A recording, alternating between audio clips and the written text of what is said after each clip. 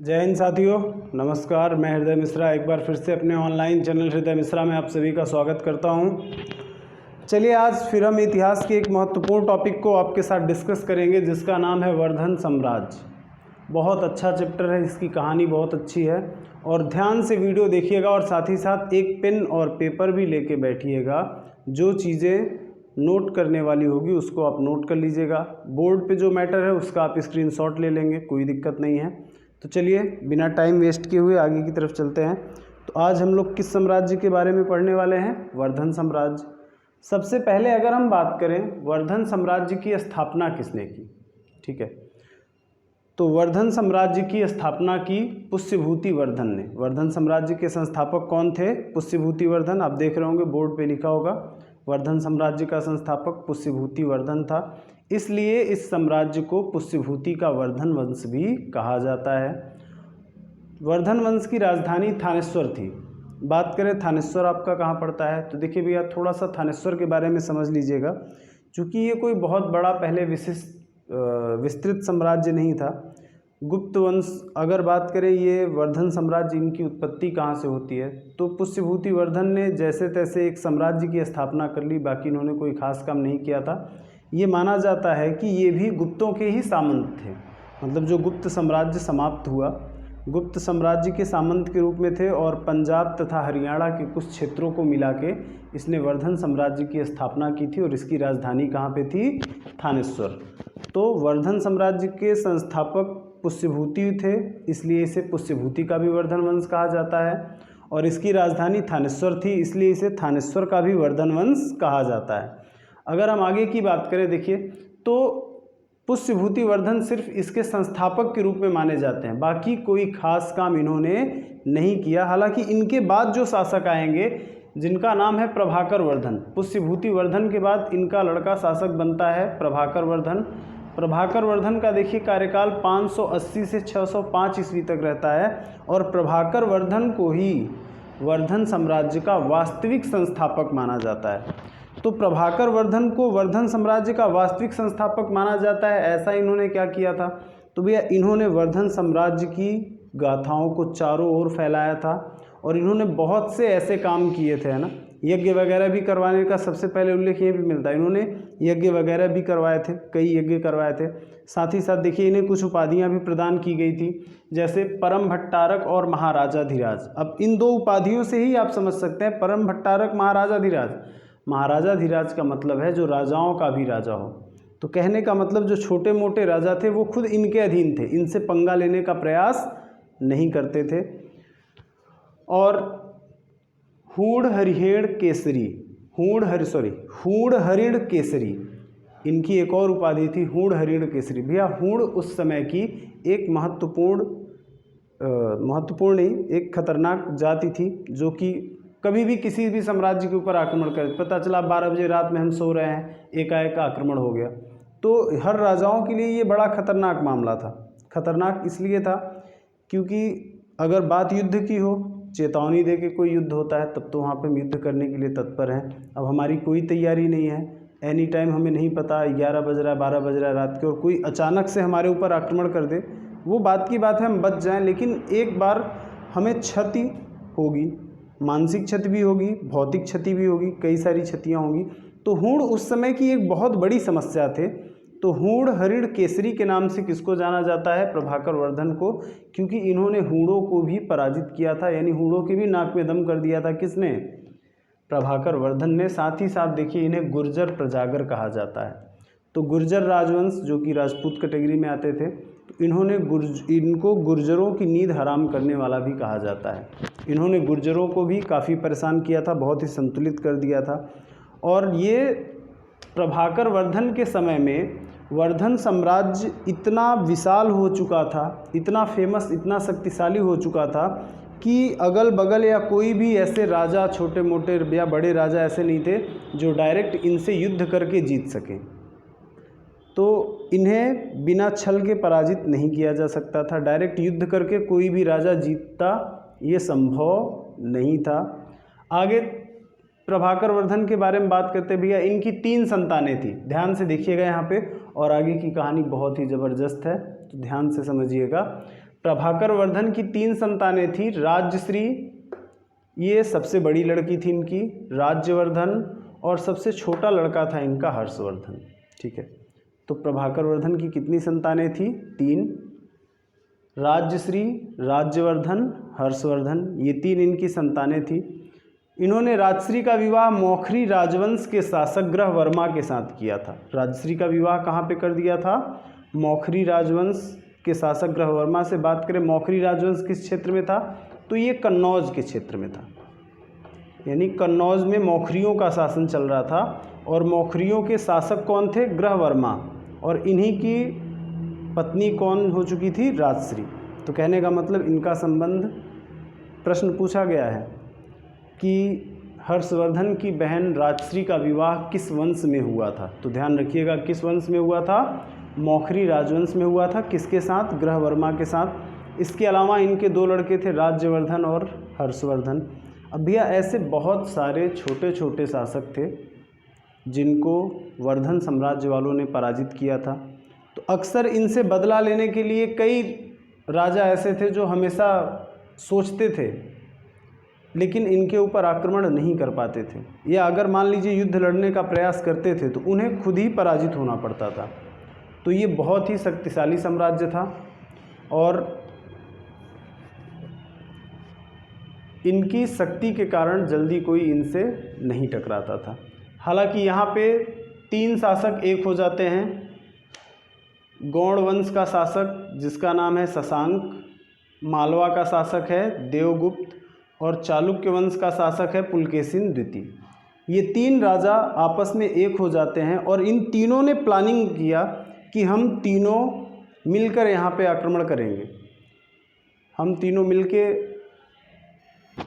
चलिए किस मुद्दे पे हम लोग बात कर रहे थे? हाँ, यहाँ पे कि 3 राजा थे। एक तो गौड़ वंश का शासक था शशांक, मालवा का शासक था देवगुप्त, और चालुक्य वंश का शासक था पुलकेशिन द्वितीय। इन तीनों ने एक प्लान बनाया कि क्यों ना हम तीनों मिलके एक साथ आक्रमण करें वर्धन साम्राज्य के ऊपर। हाँ, लेकिन एक चीज़ और है, अगर ये तीनों मिलके आक्रमण करते, तीनों मिलके युद्ध लड़ते वर्धन साम्राज्य से, तो ये संभव था कि ये तीनों युद्ध हार जाते। इन्होंने एक बहुत तगड़ा मास्टर प्लान बनाया कैसे इनको पराजित करना है। जो मालवा का शासक था देवगुप्त, मालवा का शासक कौन था? देवगुप्त, और देवगुप्त आक्रमण करता है कन्नौज पे। ध्यान रखिएगा, है ना, कन्नौज पर आक्रमण किसने किया? देवगुप्त ने। और इस देवगुप्त के आक्रमण में यहाँ पे मारा जाता है कौन? ग्रहवर्मा। इसमें मृत्यु हो जाती है किसकी? ग्रहवर्मा की। अब जब ग्रहवर्मा की मौत हो जाती है, यानी कन्नौज पे अधिकार कर लिया किसने? मालवा के शासक देवगुप्त ने, तो ये खबर तेजी से पूरे साम्राज्य में फैलती है। यहाँ पे सारे साम्राज्य वाले इस चीज़ को लेके बड़े तत्पर हो जाते हैं कि अरे कैसे इतने बड़े साम्राज्य में इतनी हिम्मत कैसे हो गई, बात समझ रहे हैं। तमाम चीज़ें भौकाल वाली बनी यहाँ पे। और तुरंत ही होता क्या है कि यहाँ पे राज्यवर्धन के पास सूचना मिलती है। राज्यवर्धन अपनी सेना लेके आगे की तरफ बढ़ता है देवगुप्त की तरफ, यानी मालवा कन्नौज की तरफ, सिर्फ देवगुप्त को वहाँ से हटाने के लिए। और इन्होंने क्या किया था भैया? ग्रहवर्मा को मार दिया था और जो राजश्री इसकी बहन थी इसको बंदी बना लिया था। तो ये बड़ी तेज़ी से आगे की तरफ बढ़ता है राज्यवर्धन आगे की तरफ बढ़ता है। बात हर्षवर्धन को भी पता चलती है, लेकिन जब ये जा रहा होता है उसी दौरान रास्ते में इसकी मुलाकात होती है किससे? शशांक से। रास्ते में मिलता है इसको कौन? शशांक। देखिए देवगुप्त ने कहाँ पर आक्रमण किया? कन्नौज पर। अब ये कन्नौज में जा रहा था इनका दमन करने के लिए, उसी समय रास्ते में कौन मिलता है? शशांक मिल जाता है अपनी सेना के साथ। किसको? राज्यवर्धन को। और भैया यहाँ पे एक युद्ध भी होता है, राज्यवर्धन और शशांक के बीच एक युद्ध भी होता है, और उस युद्ध में राज्यवर्धन शशांक को पराजित कर देता है। लेकिन शशांक छल से यानी धोखे से मार देता है किसको? राज्यवर्धन को मार देता है। अब यहाँ पे ये बात पहुँचती है कहाँ पे? हर्षवर्धन के पास। तो हर्षवर्धन को बात ये पता चलती है कि देवगुप्त ने यहाँ पे आक्रमण किया कन्नौज पे, जिसमें राजश्री के पति मारे गए। उसके बाद यहाँ पे राज्यवर्धन को रास्ते में छल से मार दिया गया। किसके द्वारा? शशांक के द्वारा। हर्षवर्धन बहुत क्रोधित होता है, सेना अपनी इकट्ठा करता है और तुरंत आक्रमण के लिए चल देता है। लेकिन अब बात समझिएगा, जब ये आक्रमण के लिए चलने वाला होता है, अब इसके साथ बड़ा कन्फ्यूज़न हो गया कि पहले कहाँ जाएं, पहले कन्नौज में जाएं कि पहले राज्यवर्धन के क्षेत्र में जाएं, वहाँ पे देखें पहले शशांक से लड़ूं कि पहले देवगुप्त से लड़ूं। ये निकलने वाला होता है, तब तक तीसरी खबर आती है कि पुलकेशिन द्वितीय आक्रमण कर देता है प्रभाकर वर्धन के ऊपर। यहाँ पे पुलकेशिन द्वितीय आक्रमण कर देता है किसके ऊपर? प्रभाकर वर्धन के ऊपर। और इस आक्रमण में प्रभाकर वर्धन की मौत हो जाती है। चूँकि भैया इस समय सती प्रथा का प्रचलन था। प्रभाकर वर्धन की पत्नी थी यशोमती। प्रभाकर वर्धन की पत्नी का क्या नाम था? यशोमती। और जब प्रभाकर वर्धन की मौत हो जाती है तो इस समय सती प्रथा का प्रचलन था। किस प्रथा का प्रचलन था? सती प्रथा का प्रचलन था। और इसी सती प्रथा के तहत यशोमती भी क्या करती हैं? प्रभाकर वर्धन की चिता में ही ये भी कूद के क्या करती हैं? जान दे देती हैं। तो कहने का मतलब इतना शक्तिशाली साम्राज्य, लेकिन अब इस साम्राज्य में मुख्य रूप से सिर्फ एक ही व्यक्ति बचता है। वो भी कौन? हर्षवर्धन। राज्यवर्धन भी मारे गए, राजश्री जेल में बंद थी, ये भी जीवित थी, लेकिन इनके जो बहनोई थे ये भी मारे गए। प्रभाकर वर्धन मारे गए। प्रभाकर वर्धन की पत्नी यशोमती ने चिता में कूद के खुद अपनी जान दे दी। और साथ ही साथ यहाँ पे पुलकेशिन द्वितीय बड़ा बर्बर व्यवहार करता है इनके साथ। और इतना ही नहीं, यहाँ तक कि ह्वेनसांग ने सीयू की पुस्तक लिखा, उसमें ये भी बताया कि ये राज्यवर्धन की पत्नी को भी उठा ले जाता है। ये बातें मिलती हैं सीयू की पुस्तक में। तो अब यहाँ पे इसके सामने एक भयंकर संकट उत्पन्न होता है कि अब ये किधर जाए। तो बहुत ज़्यादा ये परेशान होता है, लेकिन इसके गुरु और इसके साथियों द्वारा इसे समझाया गया कि इस समय आप कहीं पर नहीं जाएं, बल्कि आप पहले अपनी सेना को और मजबूत करिए, सेना को संगठित करिए और थोड़ा समय का इंतज़ार करिए, उसके बाद ही आप कहीं पर आक्रमण करिए। हर्षवर्धन कुछ दिन रुकता है, अपनी सेना को संतुलित करता है। संतुलित करने के बाद, हालांकि बहुत समय से इसने ये प्रतिज्ञा की थी कि देवगुप्त और शशांक दोनों को बहुत बुरी तरीके से मारूंगा। हालांकि होता भी ऐसा है, आगे चल के अपनी सेना संगठित करता है और बारी बारी सबसे बदला लेता है। देवगुप्त को भी मार देता है, शशांक को भी मार देता है। हालांकि भी अब पुलकेशिन द्वितीय से ये हार जाता है। पुलकेशिन द्वितीय से ये हार जाता है, इस बात का उल्लेख मिलता है। और आगे इसने पुलकेशिन द्वितीय को मारा या नहीं, इस बात का भी उल्लेख नहीं मिलता है। तो कहने का मतलब हर्षवर्धन आगे चल के अपने तीनों दुश्मनों को पराजित करता है, अपने पूरे साम्राज्य पर अधिकार कर लेता है। साम्राज्य करने के बाद शासक बनता है और ये वर्धन साम्राज्य का सबसे शक्तिशाली शासक था। 606 ईस्वी में, यानी राज्यवर्धन की मौत हो जाती है, उसके बाद शासक कौन बनता है? हर्षवर्धन। हालांकि देखिए भैया, राज्यवर्धन की बात करें तो यहाँ पे 605 से 606 दिया हुआ है। प्रभाकर वर्धन 580 में शासक बने थे, 605 ईस्वी तक इन्होंने शासन किया और इन्होंने अपने जीते जी अपनी गद्दी 605 में दे दिया था। किसको? राज्यवर्धन की। इन्होंने बताया कि मैं अस्वस्थ हूँ और कहीं ना कहीं राज्यवर्धन मुझसे अच्छे तरीके से कार्य कर सकता है, तो इन्होंने अपने बड़े बेटे को गद्दी सौंप दी थी 605 में। लेकिन ये भी ज़्यादा दिनों तक गद्दी का सुख नहीं भोग पाता है। 606 में इसकी क्या हो जाती है? मौत हो जाती है। और 606 में जब मौत हो जाती है तो वर्धन साम्राज्य का अंतिम शासक, है ना, नोट कर लीजिएगा बात को, वर्धन साम्राज्य का अंतिम शासक तथा वर्धन साम्राज्य का सबसे शक्तिशाली शासक बनता है कौन? हर्षवर्धन, है ना। अंतिम शासक क्यों है, इस बात को भी समझ लीजिएगा। हर्षवर्धन वर्धन साम्राज्य का अंतिम शासक इसलिए है क्योंकि इसकी कोई संतान नहीं थी, है ना। हर्षवर्धन निःसंतान था और 647 ईस्वी में जब इसकी मौत हो जाती है तो उसी समय से क्या होता है, लगभग वर्धन वंश की समाप्ति हो जाती है। और ये शिव का उपासक था। कई बार प्रश्न पूछा गया, हर्षवर्धन किस धर्म का उपासक था? तो हर्षवर्धन शिव का उपासक था और हर बार माघ मेले में ये काफ़ी दान करता था, है ना। तो प्रयागराज से इसका विशेष संबंध था। प्रयागराज में अक्सर ये धर्म सम्मेलन करवाता रहता था। कौन? हर्षवर्धन। हर 4 साल के अंतराल पे प्रयागराज में धर्म सम्मेलन करवाता था और यहाँ पे ढेर सारे दान वगैरह करता था, और इसे कश्मीर का नीरो भी कहा जाता है। बात करें कश्मीर का नीरो क्यों कहा जाता है, तो अब आप इस बात से अंदाज़ा लगा लीजिएगा ये कितना शक्तिशाली था। अच्छा, पहले की एक कमी थी, पहले के राजा जो होते थे अगर उनको पता चल जाती थी कोई बात कि ये एक ही चीज़ है जो अगले आदमी के पास है, तो सारे राजा प्रयास करते थे कि अगर कोई ऐसी चीज़ है जो दुनिया में एक ही है, भले वो उनके किसी काम का ना हो, लेकिन सारे राजा इस प्रयास में लग जाते थे कि ये वस्तु हमारे पास होनी चाहिए। वैसे ही हर्षवर्धन को एक बार बात पता चली कि महात्मा बुद्ध का एक दांत अभी कश्मीर में किसी राजा के पास है। हर्षवर्धन ने उस राजा से मांग की कि ऐसा है महात्मा बुद्ध का वो दांत आप हमको दे दीजिए। उस राजा ने दांत नहीं दिया। हर्षवर्धन तुरंत वहाँ पे चढ़ाई कर देते हैं और काफ़ी उजाड़ पुजाड़, मतलब एक काफ़ी उत्पात किया वहाँ पे, जिसकी वजह से इनको कश्मीर का नीरो भी कहा जाता है। तो हर्षवर्धन के बारे में कुछ फैक्ट आप जानते रहिएगा। हर्षवर्धन यहाँ के सबसे अंतिम तथा सबसे शक्तिशाली शासक थे।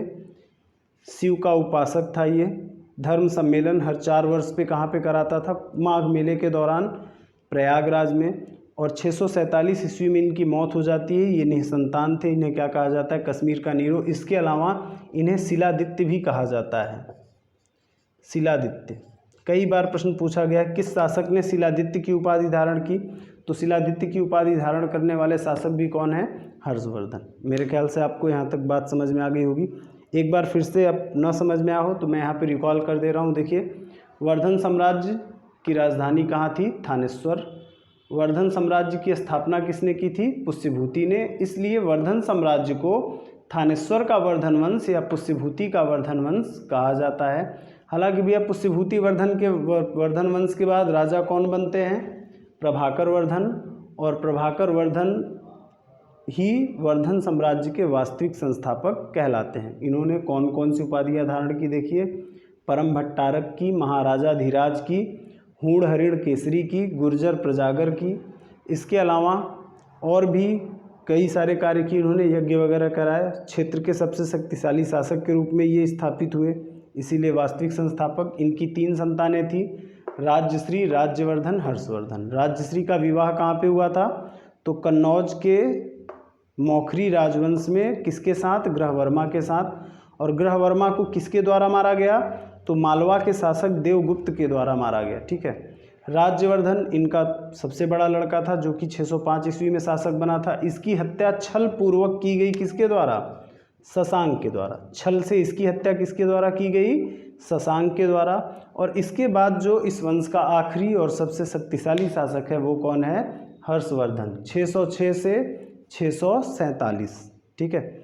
आगे हम बात करते हैं। फिलहाल आप एक बार इसका स्क्रीनशॉट ले लीजिए। अभी यहाँ से मैं आपको कुछ और पॉइंट बताऊंगा, कुछ महत्वपूर्ण प्रश्न जो कहाँ से पूछे जाते हैं। तो चलिए एक बार स्क्रीनशॉट ले लीजिए जल्दी से।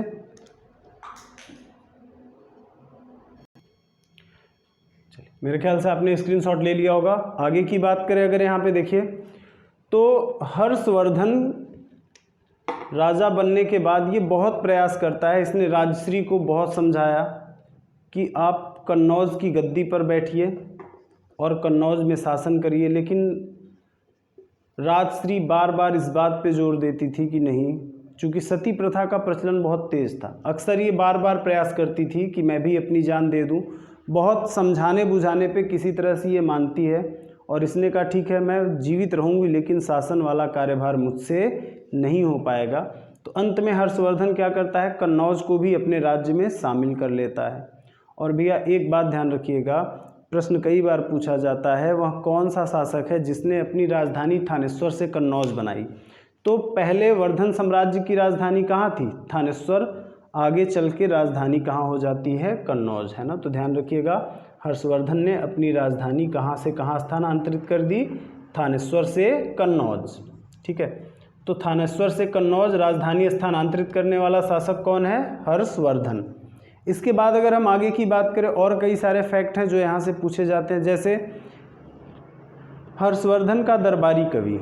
हर्षवर्धन का दरबारी कवि बहुत अच्छा फैक्ट है, यहाँ से कई बार क्वेश्चन पूछे जाते हैं ना। अब देखिए जो भी बातें मैं आपको बताने जा रहा हूँ वो सारी बातें बहुत ही महत्वपूर्ण हैं, तो थोड़ा सा आप चीज़ों को लास्ट तक देखिएगा, सारे फैक्ट इसमें बहुत ही महत्वपूर्ण है। तो हर्षवर्धन का दरबारी कवि की अगर हम बात करें तो हर्षवर्धन के दरबारी कवि हैं बाणभट्ट महोदय। हर्षवर्धन के दरबारी कवि कौन है? बाणभट्ट। और इन्होंने 2 महत्वपूर्ण पुस्तकों की रचना की जिससे वर्धन साम्राज्य के बारे में पता चलता है। एक तो है हर्षचरित, एक पुस्तक का नाम है इनके हर्षचरित और दूसरे का नाम है कादम्बरी। तो इनकी 2 पुस्तकें हैं, हर्षचरित और कादम्बरी। और इतना ही नहीं भैया, हर्षवर्धन की बात करें, हर्षवर्धन एक शक्तिशाली शासक तो था ही साथ एक अच्छा कवि था। तो हर्षवर्धन की भी कुछ रचनाएं हैं, इनको भी आप ध्यान रखिएगा। हर्षवर्धन की रचनाएं, तो 3 रचनाएं हैं इनकी जो काफ़ी फेमस है। जैसे कौन कौन सी हैं अगर हम बात करें तो प्रियदर्शिका,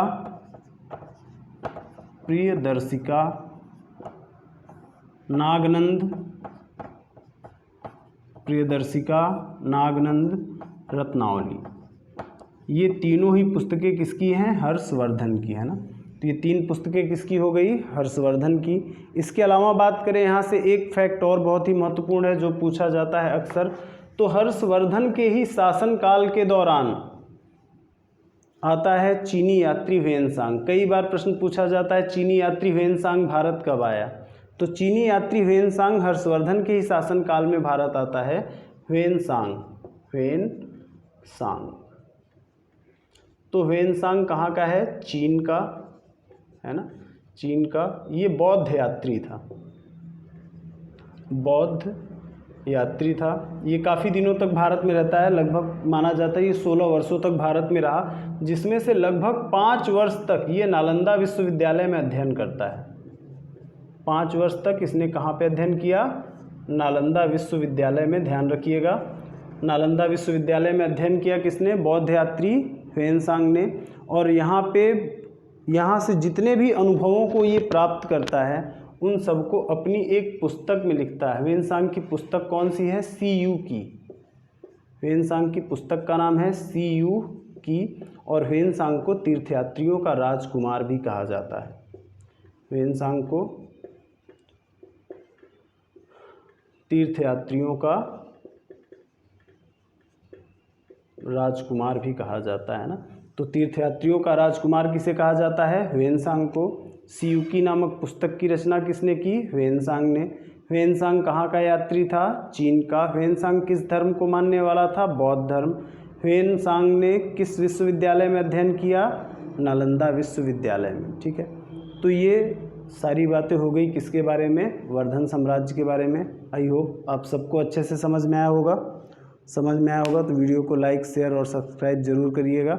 और आगे भी हम आपके लिए ऐसे ही, चूँकि देखिए मैं डेली वीडियो नहीं अपलोड कर पा रहा हूँ क्योंकि बहुत सारे काम रहते हैं, लेकिन जब भी समय मिलता है कोई ना कोई वीडियो ज़रूर अपलोड करूँगा।